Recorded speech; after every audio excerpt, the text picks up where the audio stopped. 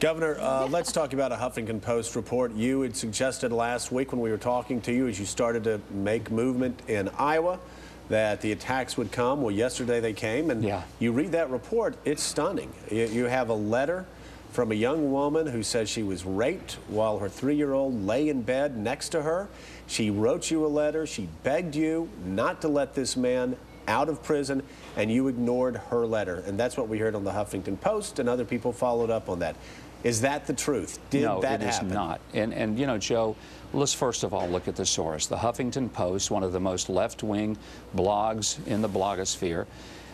There are factual errors in what they have printed. Some of it is outrageously incorrect. The fact is, on this case, and it's a horrible case, let me first of all say, my heart goes out to these families of victims, because there's nothing anybody can do or ever say that'll make their pain go away.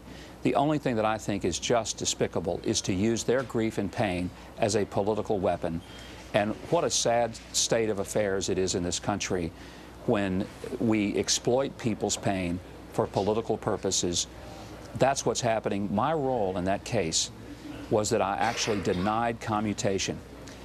He was paroled by a parole board that was solely Jim Guy Tucker and Bill Clinton appointees.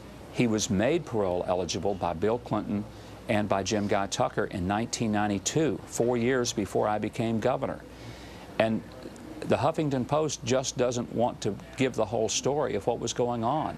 Well, you talk about the Huffington Post, but do you not expect to see 30-second advertisements talking about this, just because that's the way politics is? And it will be Republican, third-party groups. It'll probably drop 2 days before the Iowa caucuses. How do you fight that?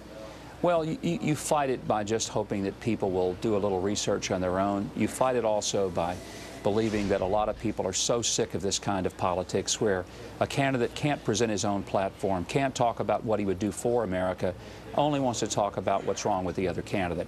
One reason, Joe, that you see these poll numbers for me is I'm not out there attacking the other guys. I'm talking about what I think ought to make America a better place and how we can get there.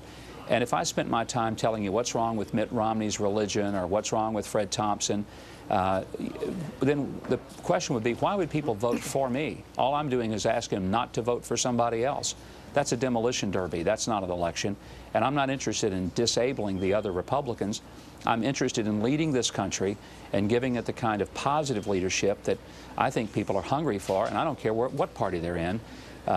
They're looking for somebody who believes in America, not somebody who just doesn't believe in the other people running for president. Governor, let's bring in David Schuster here, the man who made you governor by taking down your predecessor while he was a reporter in Arkansas. Well, look, to be fair, and I've said this before, I've always said since 1996 that Mike, I thought Governor Huckabee had the best political skills, raw political talent of anybody I've ever covered. But Governor Huckabee, since I've been in Arkansas, I know that it's ridiculous for people to claim that you somehow pressured a parole board that, as you said, was filled with people from Bill Clinton, Jim Guy Tucker. But the key question with this Wayne Dumont story is, did you agree with the parole board, as your former aide, Olin Butch Reeves, suggests when he says that you agreed with the parole board's decision regarding Wayne Dumont? I did, David. I agreed with it. I regret agreeing with it, but I did. Now, agreeing with it doesn't mean that I had an official role, because, as you well know, in Arkansas law, a governor cannot initiate a parole, and a governor can't stop a parole.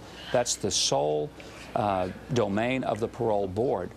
I did support what they did, and before me was a commutation request that would have further reduced his sentence, meaning he didn't have to go to the parole board. That's what I denied, which kept him in the domain of the parole board instead of just simply turning him loose. Even after that, I denied further commutation requests 3 additional times. And there's something about that statement. Mr. Reeves is outraged today because the Huffington Post totally misrepresented and just utterly distorted his statements. We have a statement from Mr. Reeves that'll be on our website, mike.huckabee.com, today, and I think you'll find out that this agenda of the Huffington Post is outrageously misleading. And let's go beyond. It's just downright false. Governor, if I could ask a question.